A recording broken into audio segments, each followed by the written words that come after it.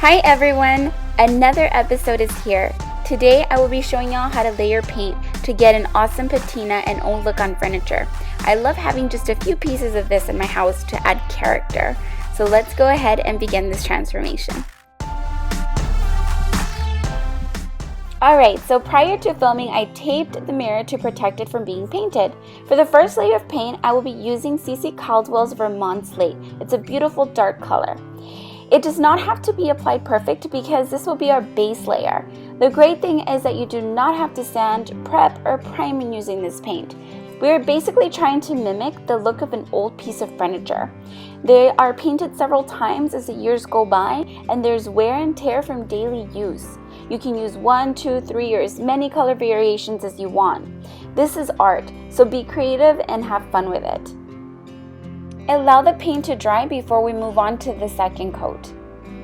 Now for the next color. I'm using CC Caldwell's paint in Destin Gulf Green. I love it because to me it looks more of a dark turquoise rather than a green. I will apply a thin layer of this color. You can make some areas a little heavier to create more of a natural effect. It does dry out the way you pack on the paint, so if you apply a lot in one area, that's how it will show when it dries out. So if you prefer a much finer kind of brush stroke like I am, then be a little bit more light-handed with it and don't apply too much. Alright, so I'm finally finished. I wanted to give you a quick look of the back. Go ahead and allow this to dry completely before you move on to the next coat. Next, I will be applying a thin layer of Seattle Mist. I really love this color because it's not tan, it's not gray. It's kind of like a little bit of both, and it's a great color if you like more of the modern look. This would be a beautiful color on any piece of furniture by itself. It's just gorgeous. So as you can see, I have been using the same brush throughout the entire video. All I do is I wash it and then I reuse it. It's great, and that's why it's always nice if you can make an investment in a good brush, because you can use this for multiple projects. And as you can see, I've used it throughout this entire video and it's been great.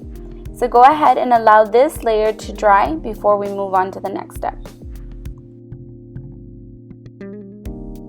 Alright, so now that it's dried out, I took a cloth and I wet it, and now I'm going to begin distressing. This is what's great about this paint, is that you do not need to sand down and get all that dust in your house. You simply grab a napkin or a paper towel and wet it and begin distressing. So I want all these colors to seep through. So basically you want to be light-handed, because if you're heavy-handed, you can overdo it and take off way too much paint and not make it look natural.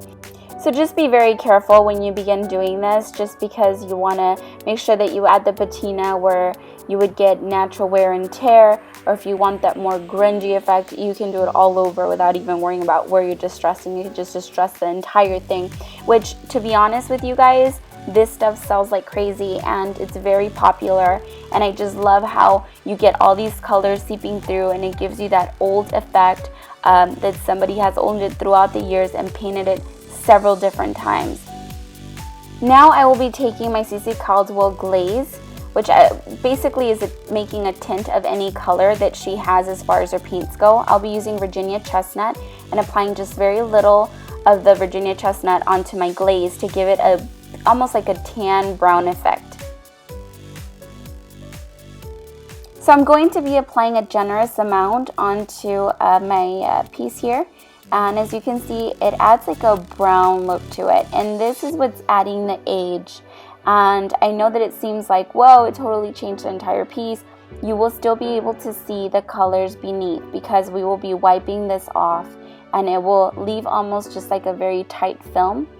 And we're going to be distressing as we're doing this as well to create a really natural effect.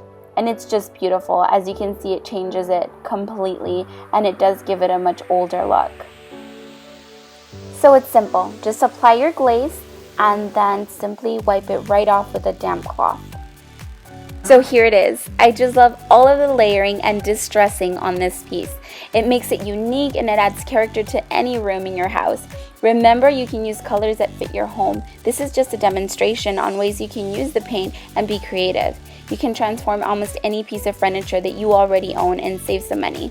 Remember, you can also find some great things at garage sales, thrift stores, and hand-me-downs. Now I will be announcing the winners for the paint contest. YouTube names OX Donna Marie XO and VDD. Congratulations to you both for winning this contest. I will be contacting you personally on your YouTube accounts. Thank you everybody that entered this contest. Thank you so much for taking the time, and don't worry, there will be more contests coming up and giveaways that will include makeup and paint. So make sure that you keep tuning back in.